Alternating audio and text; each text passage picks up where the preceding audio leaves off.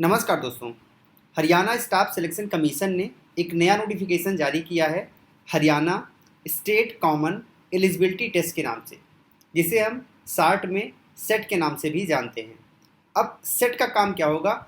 हरियाणा से जो भी ग्रुप सी और ग्रुप डी की वैकेंसीज होंगी उसमें सबसे पहले आपको सेट पास करना पड़ेगा। उसके बाद फिर आप उन वैकेंसीज के लिए अप्लाई कर पाओगे और फाइनली आपका सिलेक्शन हो पाएगा। तो हरियाणा एसएससी ने कहा कि कुल 26,000 पोस्ट पर हम भर्ती करेंगे। ठीक है, यहाँ पर 17 जून 2022 से आप इसे अप्लाई कर सकते हो। 8 जुलाई 2022 लास्ट डेट है एंड आपका एग्ज़ाम अगस्त 2022 में लिया जाएगा। अगर आप जनरल हो, ईडब्ल्यूएस हो या फिर अदर स्टेट की कैंडिडेट हो तो 500 रुपये फीस आपको पे करना पड़ेगा। अगर आप हरियाणा से बिलोंग करते हो, हरियाणा के रिजर्व कैटेगरी में आते हो तो आपको 250 रुपये एप्लीकेशन फ़ीस पे करना पड़ेगा। ये फ़ीस आप ऑनलाइन पे कर सकते हैं। अब जानते हैं एज क्राइटेरिया के बारे में। तो जिसकी एज 18 वर्ष कंप्लीट हो चुकी है वो इस फॉर्म को अप्लाई कर सकते हैं। मैक्सिमम 42 वर्ष तक अप्लाई कर पाएंगे और आपकी एज कैलकुलेट की जाएगी 8 जुलाई 2022 के अनुसार। यहाँ पर आपको हरियाणा एसएससी से जो ग्रुप सी और ग्रुप डी के वैकेंसीज पोस्ट निकलते हैं उनमें आप इसके माध्यम से एंट्री ले पाओगे। कुल 26,000 पोस्ट निकलने वाले हैं, इसके बारे में आयोग ने कहा है। एजुकेशनल क्वालिफिकेशन को देख लेते हैं। तो अगर आपके पास सर्टिफिकेट, डिप्लोमा, डिग्री अगर आपने लिए हैं तो आप इसे अप्लाई कर सकते हैं। एक चीज़ आप ये भी ध्यान रखिए कि अगर आपने हाई स्कूल या फिर इंटरमीडिएट पास किया है तो भी आप इसके लिए योग्य है, इसे अप्लाई कर सकते हैं। सिलेक्शन प्रोसीजर के बारे में जान लेते हैं। जो भी ग्रुप सी ग्रुप डी के पोस्ट भरे जाएंगे वो इसी सेट के माध्यम से भरे जाएंगे, ये चीज़ आपको ध्यान रखना है। अब जानते हैं इसके एग्जाम पैटर्न के बारे में। तो यहाँ पर जो आपका सेट का एग्जाम पैटर्न है, जो आपका रिटन टेस्ट इसमें होने वाला है, उसमें बेसिकली कुछ सब्जेक्ट पूछे जाएंगे जो कि इस प्रकार से हैं।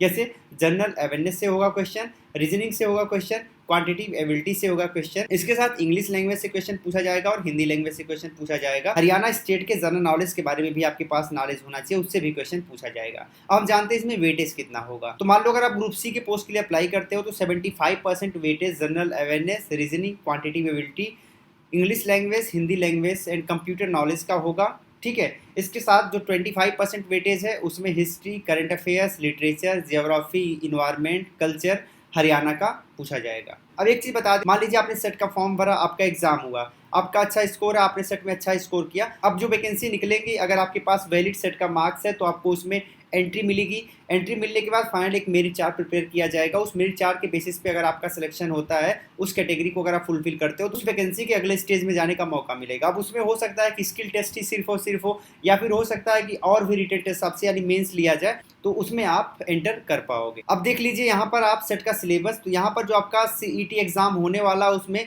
जनरल अवेयरनेस जो पूछा जाएगा उसका सिलेबस कुछ इस प्रकार से है, आपको स्क्रीन पर दिख रहा है, आप यहाँ से देख सकते हैं, पढ़ सकते हैं।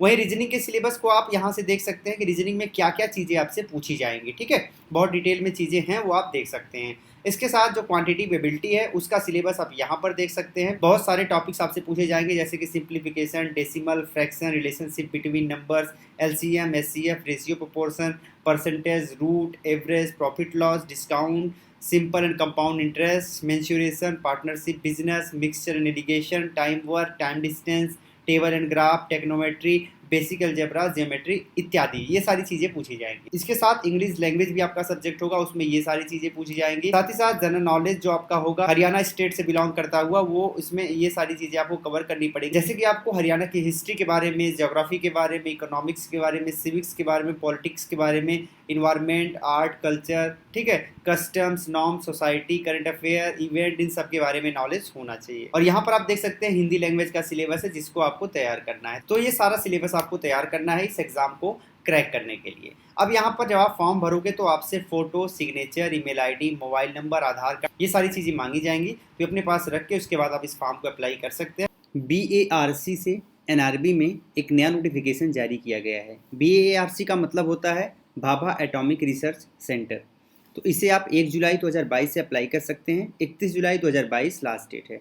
इसका एग्ज़ाम कब होगा, इसकी डेट अभी अनाउंस नहीं की गई है, तो जब भी अनाउंस की जाएगी आपको इस आर्टिकल में डेट मेंशन मिलेगी। एप्लीकेशन फ़ीस 100 रुपये है जनरल, OBC, EWS के लिए। बाकी किसी कैटेगरी के लिए कोई फ़ीस नहीं है, फ़ीस आप ऑनलाइन पे कर सकते हैं।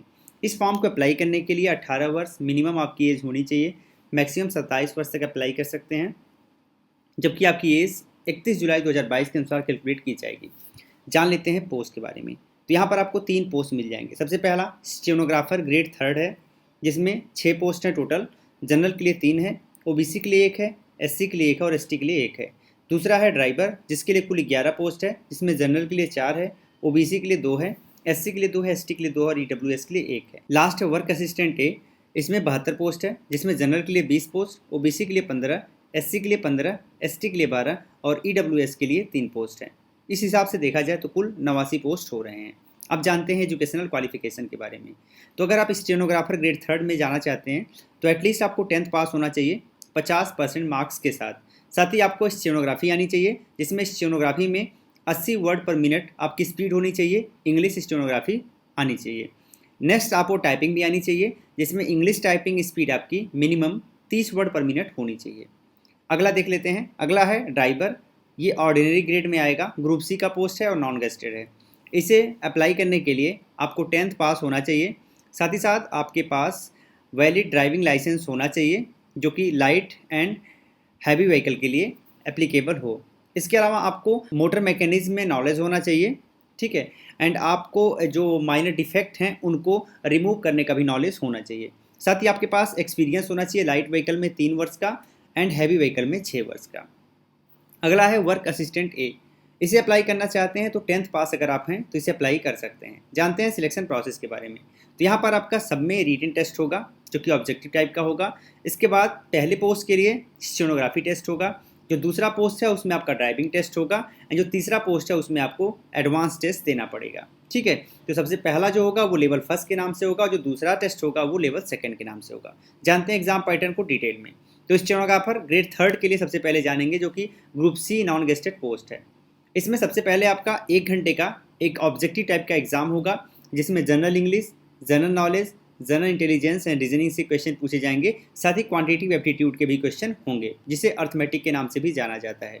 अगर आप कोई क्वेश्चन सही करोगे तो आपको 3 नंबर मिलेंगे, अगर आप कोई क्वेश्चन गलत करोगे तो आपका 1 नंबर काट लिया जाएगा, यानी यहाँ नेगेटिव मार्किंग भी है। जब आपका लेवल 1 क्लियर हो जाता है फिर आपको लेवल 2 देना पड़ता है, जिसमें आपकी स्टेनोग्राफी टेस्ट होती है। आपको बताना चाहेंगे लेवल 1 में मिनिमम 50% लाना जरूरी है। मिनिमम 50% लेके आप इसे क्वालिफाई कर सकते हो अगर आप जनरल कैटेगरी में हो। अगर आप रिजर्व कैटेगरी में आते हो जैसे कि ओबीसी, एससी, एसटी या पीएच, तो आपको 10% डिस्काउंट मिलेगा, यानी मिनिमम 40% ला के आप इसमें पास हो सकते हो। अब यहाँ पर जो आपका सिलेक्शन होगा वो लेवल 1 एंड लेवल 2 के हिसाब से होगा। दूसरा देख लेते हैं ड्राइवर का, जो कि ऑर्डिनरी ग्रेड का है, group C non gazetted post है। इसमें भी 1 घंटे का एग्जाम होगा, जिसमें general English, general knowledge, arithmetic and motor vehicle act से रिलेटेड क्वेश्चन पूछे जाएंगे। सही प्रश्न पे 3 नंबर मिलेंगे, गलत प्रश्न पे 1 नंबर कट जाएगा। इसके बाद लेवल 2 होगा, अगर आप लेवल 1 पास कर लेते हो तब, जिसमें आपका ड्राइविंग टेस्ट लिया जाएगा। मिनिमम क्वालिफिकेशन मार्क्स लेवल 1 के लिए 50% है एंड कैटेगरी वालों के लिए 40% है, ठीक है। यहाँ पर भी लेवल 1 एंड लेवल 2 के हिसाब से आपका सिलेक्शन होगा। अब जानते हैं वर्क असिस्टेंट ए यानी group C and non gazetted post के बारे में। इसमें भी आपको 50 क्वेश्चन पूछा जाएगा, 1 घंटे का टाइम होगा। मैथमेटिक्स से क्वेश्चन होंगे 20, साइंस से 20, जनरल अवेयरनेस से 10 क्वेश्चन। 1 क्वेश्चन सही करोगे 3 नंबर मिलेगा, 1 क्वेश्चन गलत करोगे 1 नंबर कट जाएगा। एंड यहाँ पर भी मिनिमम 40% नंबर आपको ला के क्वालिफाई करना अगर आप जनरल हो, एंड मिनिमम 30% मार्क्स ला के क्वालिफाई करना है अगर आप कैटेगरी में आते हो। तो इससे कम लाते हो तो आप फेल माने जाओगे, इससे ज़्यादा लाते हो तभी आप काउंट किए जाओगे।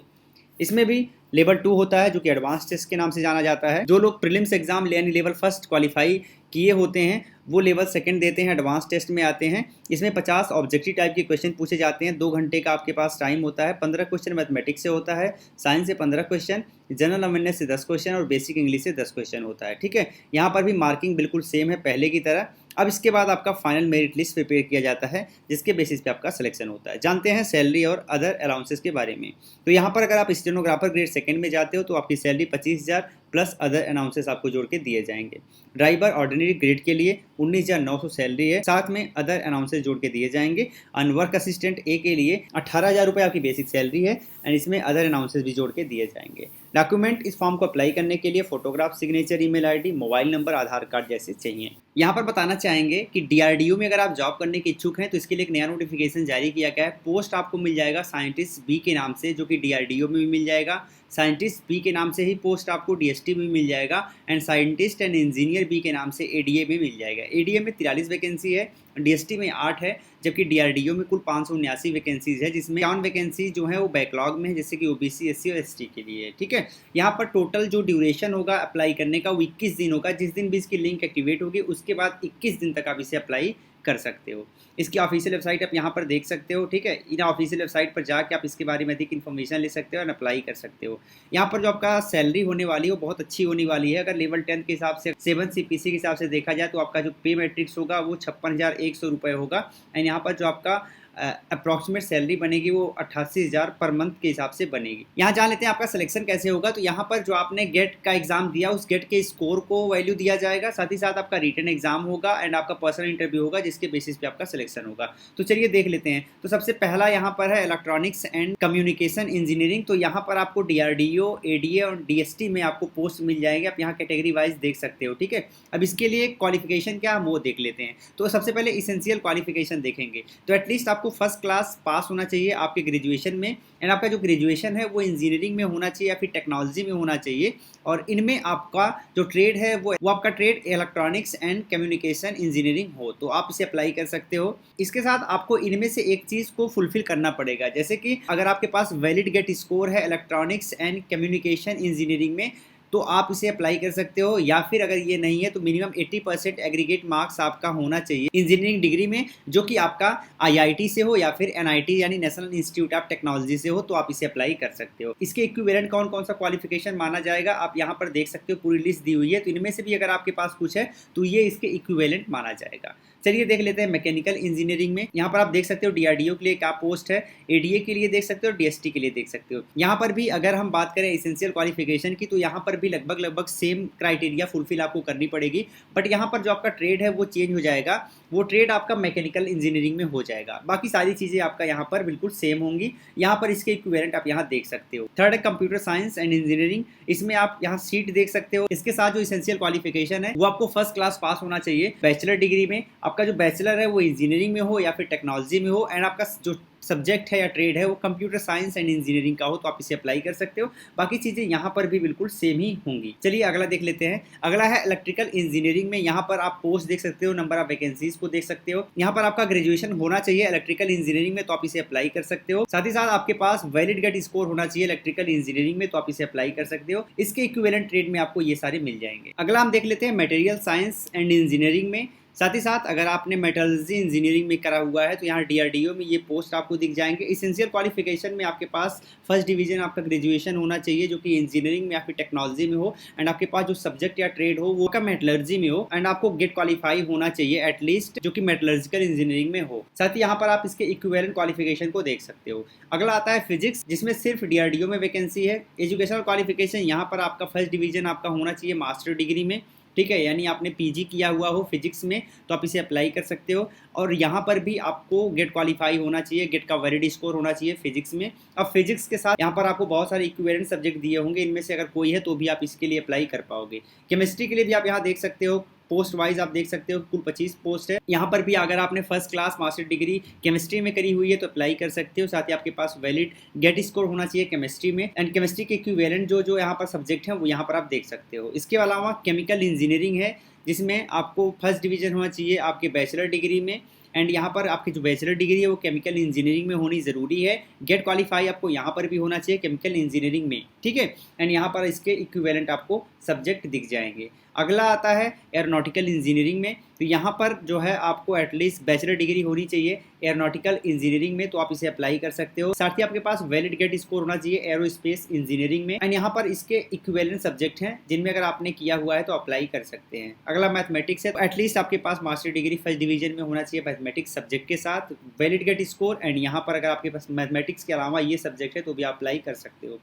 सिविल इंजीनियरिंग का पोस्ट आता है, इसमें डीआरडीओ में वैकेंसी है। अगर आपने बैचलर डिग्री किया हुआ है सिविल इंजीनियरिंग में तो अप्लाई कर सकते हो। सिविल इंजीनियरिंग में आपके पास वैलिड गेट स्कोर होना चाहिए। इसके साथ इंस्ट्रूमेंटेशन इंजीनियरिंग है जिसमें डीआरडीओ और रेडियो दोनों में आपको वैकेंसी मिल जाएंगी। अगर आपने इंस्ट्रूमेंटेशन इंजीनियरिंग में बैचलर डिग्री कंप्लीट की हुई है तो अप्लाई कर सकते हो। वैलिड गेट स्कोर यहाँ पर भी होना जरूरी है एंड ये इसके इक्विवेलेंट सब्जेक्ट एंड ट्रेड है। अगला है मटेरियल साइंस जिसमें डीआरडीओ में वैकेंसी है एंड अगर आपके मास्टर डिग्री में फर्स्ट डिवीजन है मटेरियल साइंस में तो आप इसे अप्लाई कर सकते हो। वैलिड गेट स्कोर होना यहाँ पर भी जरूरी है। अगला आता है नेवल आर्किटेक्चर। नेवल आर्किटेक्चर अगर आपने ग्रेजुएशन फर्स्ट क्लास में किया हुआ है नेवल आर्किटेक्चर में तो अप्लाई कर सकते हो, बाकी चीजें सेम है। इसके साथ इन्वायरमेंटल साइंस एंड इंजीनियरिंग का है। इसके साथ आपके पास एटलीस्ट फर्स्ट क्लास आपके ग्रेजुएशन में होना चाहिए जो कि इन्वायरमेंटल साइंस एंड इंजीनियरिंग में हो तो अप्लाई कर सकते हो, बाकी चीजें यहाँ पर भी सेम है। इसके बाद एटमॉस्फेरिक साइंस है जो कि डीआरडीओ में वैकेंसी है एंड अगर आपने मास्टर डिग्री फर्स्ट क्लास के साथ किया हुआ है एटमॉस्फेरिक साइंस में तो अप्लाई कर सकते हो। वैलिड गेट स्कोर आपके पास होना चाहिए एटलीस्ट इंजीनियरिंग साइंस के पेपर में, ठीक है। अब आता है माइक्रोबायोलॉजी, तो इसके लिए भी एटलीस्ट आपके पास फर्स्ट क्लास मास्टर डिग्री होनी चाहिए माइक्रोबायोलॉजी में तो अप्लाई कर पाओगे। एंड बायोकेमिस्ट्री लास्ट है जिसके लिए अगर आपके मास्टर डिग्री फर्स्ट क्लास में बायोकेमिस्ट्री के साथ है तो आप इसे अप्लाई कर पाओगे। इन सभी के साथ गेट स्कोर जरूरी है। अब गेट स्कोर में लाइफ साइंस सब्जेक्ट आपके पास होना चाहिए। तो इस तरीके से हमने जाना कौन कौन से पोस्ट हैं, कितने पोस्ट हैं, इसके लिए क्या एजुकेशनल क्वालिफिकेशन है और अगर आपके पास वो सेम एजुकेशनल क्वालिफिकेशन नहीं है उसके इक्विवेलेंट कौन कौन से क्वालिफिकेशन है, तो ये सारी चीज़ें हमने जाना। अब जान लेते हैं एज क्राइटेरिया के बारे में, एज लिमिट के बारे में। तो अगर आप जनरल हैं या फिर ईडब्ल्यूएस में आते हैं तो डीआरडीओ के लिए अधिकतम 28 वर्ष तक अप्लाई कर सकते हैं, डीएसटी के लिए अधिकतम 35 वर्ष तक अप्लाई कर सकते हैं और एडीए के लिए अधिकतम 30 वर्ष तक अप्लाई कर सकते हैं। ओबीसी नॉन क्रीमी लेयर यानी ओबीसी एनसीएल में आते हैं तो डीआरडीओ के लिए अधिकतम 31 वर्ष, डीएसटी के लिए अधिकतम 38 वर्ष और एडीए के लिए अधिकतम 33 वर्ष है। जबकि अगर आप एससी एसटी में आते हैं तो डीआरडीओ में अधिकतम 33 वर्ष तक अप्लाई कर सकते हैं, डीएसटी में अधिकतम 40 वर्ष तक अप्लाई कर सकते हैं और एडीए में अधिकतम 35 वर्ष तक अप्लाई कर सकते हैं। एज रिलैक्सेशन आपको कैसे दिया जाएगा वो भी देख लेते हैं। तो अगर आप दिव्यांग हैं तो 10 वर्ष है एज रिलैक्सेशन आपके लिए। वहीं अगर आप सेंट्रल सिविलियन गवर्नमेंट एम्प्लॉय हैं तो आपको 5 वर्ष तक यहाँ पर एज में छूट देने का प्रावधान रखा गया है। यहाँ पर जो आपका रिटर्न एग्जाम होने वाला है इसमें 2 पेपर होंगे, 300 मार्क्स के होंगे और आपके पास टाइम होगा 2-2 घंटे का दोनों पेपर के लिए, ठीक है। इसका सिलेबस आपको आरएससी के ऑफिशियल वेबसाइट पर मिल जाएगा जो कि सिमिलर सिलेबस है इंजीनियरिंग सर्विस एग्जामिनेशन के। और ये जो इंजीनियरिंग सर्विस एग्जामिनेशन है ये यूपीएससी के द्वारा कंडक्ट करवाया जाता है। जो आपका रिटर्न एग्जाम होने वाला संभवतः 16 अक्टूबर 2022 तक हो सकता है। यहाँ पर सिलेक्शन प्रोसेस की बात एक बार फिर से कर लेते हैं। तो यहाँ पर आपका सिलेक्शन गेट स्कोर के माध्यम से हो सकता है या फिर आपका सिर्फ और सिर्फ रिटर्न एग्जाम लिया जा सकता है और उसके बाद आपका इंटरव्यू होगा। एंड ये भी हो सकता है कि आपके गेट स्कोर को भी वैल्यू दिया जाए, रिटर्न एग्जाम को भी वैल्यू दिया जाए और आपके फिर इंटरव्यू को भी वैल्यू दिया जाए और इस तरीके से आपका सिलेक्शन हो। अब यहाँ पर जो आपका रिटर्न एग्जाम होने वाला उसका वेटेज 80% होगा और जो आपका इंटरव्यू होने वाला है उसका वेटेज 20% होगा। तो 80:20 के बेसिस पे आपका सिलेक्शन होगा। इस फॉर्म को फिल करने के लिए 100 रुपये एप्लीकेशन फीस है जनरल, ईडब्ल्यूएस, ओबीसी, मेल के लिए, बाकी किसी के लिए कोई फीस नहीं रखी गई है। दिल्ली पुलिस कांस्टेबल से ड्राइवर के लिए एक नया नोटिफिकेशन जारी किया गया है। यह नोटिफिकेशन एसएससी के द्वारा जारी किया गया है। एसएससी को स्टाफ सिलेक्शन कमीशन के नाम से जानते हैं। अगर हम थोड़ा सा इसके बारे में जान लें तो ये कांस्टेबल ड्राइवर का पोस्ट है। यहाँ पर पे स्केल आपका 5200 से 20,200 का है जो कि ग्रेड पे 2000 के अंतर्गत आएगा। यानी यहाँ पर जो वैकेंसी निकलने वाली इस बार वो लगभग 1000 वैकेंसी, 1000 पोस्ट हो सकते हैं। यहाँ पर आपका सिलेक्शन रिटन टेस्ट, इसके अलावा physical eligibility test, physical measurement test and driving test के बेसिस पे होगा। अप्लाई आप ऑनलाइन कर सकते हो एंड इसकी ऑफिशियल वेबसाइट आप यहाँ पर देख सकते हो ssc.nic.in है, जहाँ से जाके आप इसके बारे में इन्फॉर्मेशन ले सकते हो। जानते हैं इसके इंपॉर्टेंट डेट्स के बारे में। तो इसे आप 27 जून 2022 से अप्लाई कर सकते हो। 26 जुलाई 2022 लास्ट डेट है। अक्टूबर 2022 में आपके एग्जाम होने की पॉसिबिलिटी है जो कि चेंज भी हो सकती है। एप्लीकेशन फीस की बात करें तो यहाँ 100 रुपये एप्लीकेशन फीस है जनरल, ईडब्ल्यूएस और ओबीसी के लिए। एससी एसटी पीएच के लिए कोई प्रकार की फीस नहीं है। फीस आप ऑनलाइन पे कर सकते हैं। अगर 21 वर्ष आपकी एज कंप्लीट हो चुकी है तो आप इस फॉर्म को अप्लाई कर पाएंगे। अधिकतम 30 वर्ष तक आप इसे अप्लाई कर सकते हैं। Delhi police constable driver post का नाम है। 1000 के करीब पोस्ट आने की पॉसिबिलिटी है। यहाँ पर एजुकेशनल क्वालिफिकेशन की बात करें तो अगर आपने 10+2 यानी सीनियर सेकेंडरी अगर आपने एग्जाम पास किया हुआ है तो आप इसे अप्लाई कर सकते हैं। हैवी व्हीकल ड्राइव करने में एक्सपर्ट हो, यानी कि आप हैवी व्हीकल ड्राइव कर सकते हो। साथ ही आपके पास वैलिड ड्राइविंग लाइसेंस भी होना चाहिए हैवी मोटर व्हीकल का एंड आपके पास बेसिक नॉलेज होना चाहिए व्हीकल मेंटेनेंस का, ठीक है। तो आप इसे अप्लाई कर सकते हो। सिलेक्शन प्रोसेस की बात कर लेते हैं तो यहाँ पर आपका रिटन टेस्ट होगा जो कि ऑब्जेक्टिव टाइप में होगा। फिर आपका physical endurance and measurement test होगा जिसे PEMT के नाम से जानते हैं। इसके बाद आपका ड्राइविंग टेस्ट होगा जो कि 150 नंबर का होगा। फिर आपका डॉक्यूमेंट वेरिफिकेशन होगा। फिर आपका मेडिकल टेस्ट होगा। जानते हैं आपके एग्जाम पैटर्न के बारे में। तो यहाँ पर जो आपका क्वेश्चन पेपर आएगा उसमें हिंदी और इंग्लिश दोनों लैंग्वेज में क्वेश्चन आपको देखने को मिलेंगे। 90 मिनट का आपके पास टाइम होगा, यानी 1.5 घंटे का आपके पास टाइम होगा। कुल 100 क्वेश्चन पूछे जाएंगे, 100 नंबर के होंगे। कोई क्वेश्चन अगर आप गलत करोगे तो यहाँ नेगेटिव मार्किंग का प्रावधान नहीं है। जिसमें जनरल अवेयरनेस के लिए 20 क्वेश्चन पूछे जाएंगे 20 नंबर के, जनरल इंटेलिजेंस एंड रीजनिंग के लिए 20 क्वेश्चन 20 नंबर के, न्यूमेरिकल एबिलिटी के लिए 10 क्वेश्चन 10 नंबर के, एंड यहाँ पर व्हीकल स्पेशल यानी कि आपका ट्रेड स्पेशल क्वेश्चन है जो कि 50 क्वेश्चन होगा, 50 नंबर का होगा। तो सबसे ज़्यादा क्वेश्चन आपका यानी 50% आपका व्हीकल स्पेशल से ही पूछा जाएगा।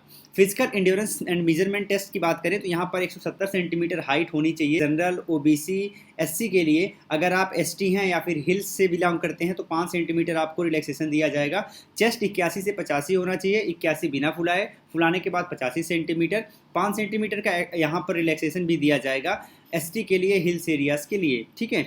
इसके अलावा अगर आपकी एज 30 वर्ष या फिर इससे ज़्यादा है तो इसके साथ अगर आपकी एज 30 वर्ष तक है तो आप 1600 मीटर रन करना पड़ेगा 7 मिनट में। लॉन्ग जंप आपका 12.5 फीट का होगा, हाई जंप आपका 3.5 फीट का होगा। अगर आपकी एज 30 से 40 के बीच में आती है तो आपको 1600 मीटर ही रनिंग करना पड़ेगा, जो कि 8 मिनट में करना पड़ेगा। लॉन्ग जंप 11.5 फीट आपको करना पड़ेगा एंड हाई जंप आपको 3.25 फीट का करना पड़ेगा। अगर आपकी एज 40 से भी ज़्यादा है तो 1600 मीटर रनिंग आपको भी करना पड़ेगा, बट टाइम यहाँ पर आपको ज़्यादा मिलेगी, 9 मिनट की मिलेगी। लॉन्ग जंप आपका 10.5 फीट का होगा और हाई जंप आपका 3 फीट का होगा। अब जानते हैं अगले ड्राइविंग टेस्ट के बारे में। ड्राइविंग टेस्ट में लाइट मोटर व्हीकल के लिए 50 मार्क्स का होगा और इसमें आपको क्वालिफाई करने के लिए 25 मार्क्स लाना होगा, जिसमें आपको ड्राइविंग फॉरवर्ड में 20 मार्क्स है, ड्राइविंग रिवर्स में 20 मार्क्स है एंड पार्किंग में 10 मार्क्स है।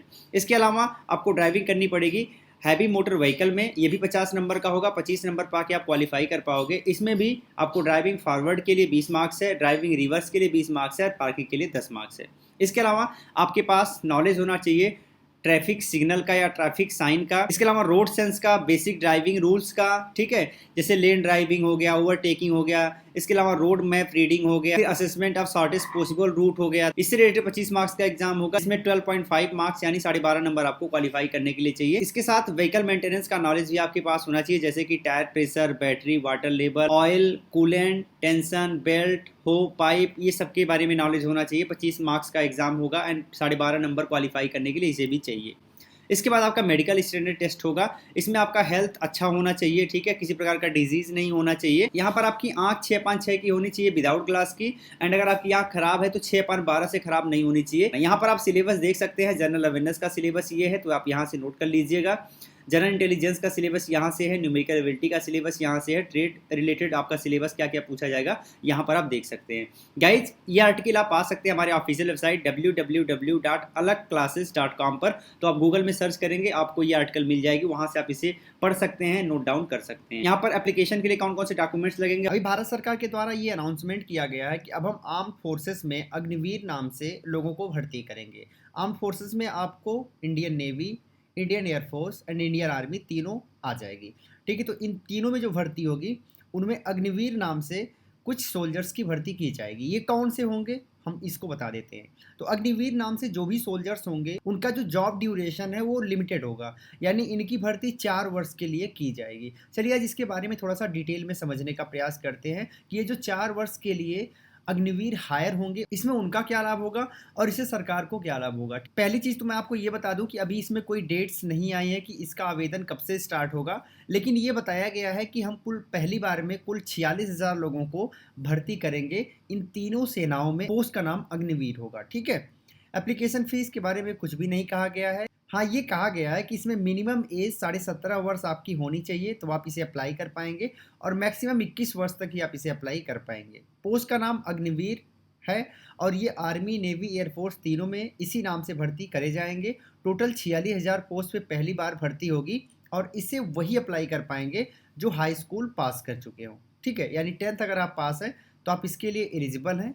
10th में आपके पास कौन सा सब्जेक्ट है ये मैटर नहीं करता। सिलेक्शन की बात कर लेते हैं तो यहाँ पर आपको written test, physical test, medical test, document verification, इस तरीके से आपका इसमें सिलेक्शन होगा। सर्विस पीरियड एंड सैलरी के बारे में जान लेते हैं। तो यहाँ पर जो आपकी नियुक्ति होगी तो सिर्फ 4 वर्ष आपको सेना में काम करना पड़ेगा। 4 वर्ष काम करने के उपरांत आप रिटायर हो जाओगे और जब आपकी सर्विस समाप्त होगी तो आपको 11,71,000 रुपये दिया जाएगा, जो कि सेवा निधि पैकेज के नाम से दिया जाएगा, ठीक है। इसके साथ आपको लाइफ इंश्योरेंस दिया जाएगा जो कि 48 लाख का होगा और और इस 48 लाख के लाइफ इंश्योरेंस कवर के लिए आपसे कुछ भी प्रीमियम नहीं लिया जाएगा। जानते हैं इसमें आपको सैलरी कितनी मिलेगी? तो यहाँ पर आपको 4 वर्ष सर्विस करना है। सर्विस के पहले साल आपकी सैलरी 30,000 होगी, लेकिन इसमें से 9,000 आपका कट जाएगा, ठीक है। और ये 9,000 कटने के बाद आपकी जो इनहैंड सैलरी आएगी वो 21,000 आएगी। यहाँ पे जो आपका 9,000 कट रहा है यानी सैलरी का 30%, इतना ही गवर्नमेंट ऑफ इंडिया भी आपके लिए अलॉट करेगी। जब आप सेकेंड ईयर में आएंगे तो यहाँ पर आपकी सैलरी बढ़ के 33,000 रुपये हो जाएगी और कटने के बाद 23,100 हो जाएगी।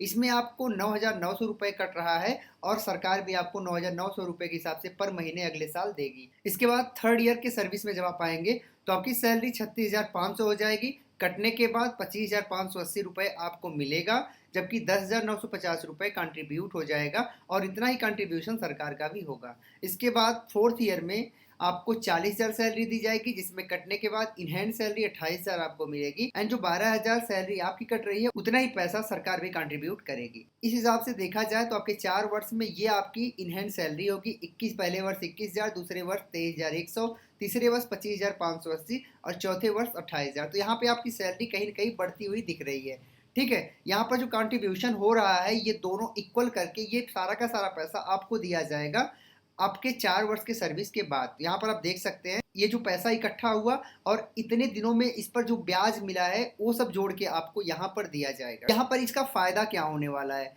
तो यह जो पॉलिसी लाई गई है ये आर्म्ड फोर्सेस में काफी ट्रांसफॉर्मेशन कर देगी। इसके अलावा यूथ के अंदर अपने नेशंस के लिए कुछ कंट्रीब्यूट करने की एक अपॉर्चुनिटी यहाँ पे क्रिएट होगी। तो इससे कहीं ना कहीं नेशन बिल्डिंग होगा। इसके अलावा जो आर्म फोर्सेस की प्रोफाइल है वो काफी यूथफुल एंड डायनेमिक है, तो इसका भी लाभ लोगों को मिलेगा। इसके साथ अगर आप इसमें ज्वाइन करते हो तो आपको अट्रैक्टिव फाइनेंशियल पैकेज भी दिया जा रहा है। आप सैलरी यहाँ पर देख सकते हो, अच्छी खासी सैलरी भी आपको दी जा रही है और 4 वर्ष के बाद आपको अच्छा खासा रकम भी दी जाएगी। इसके साथ ही साथ जब आप यहाँ पे 4 वर्ष सर्विस करके आओगे तो आपके अंदर काफी स्किल डेवलप हो जाएगी और आप वेल डिसिप्लिन्ड हो जाओगे, तो सोसाइटी को इससे भी काफी लाभ मिलेगा। अब सपोज करो 4 वर्ष आपने सर्विस करी है, 4 वर्ष के बाद जब आप वापस रिटायर होके आते हो तो फिर आपके पास अपॉर्चुनिटी रहेगी और दूसरे सर्विसेज में जाने के लिए भी, ठीक है। तो कहीं ना कहीं आप एक लोगों के लिए एक रोल मॉडल जैसा बन पाओगे, ठीक है।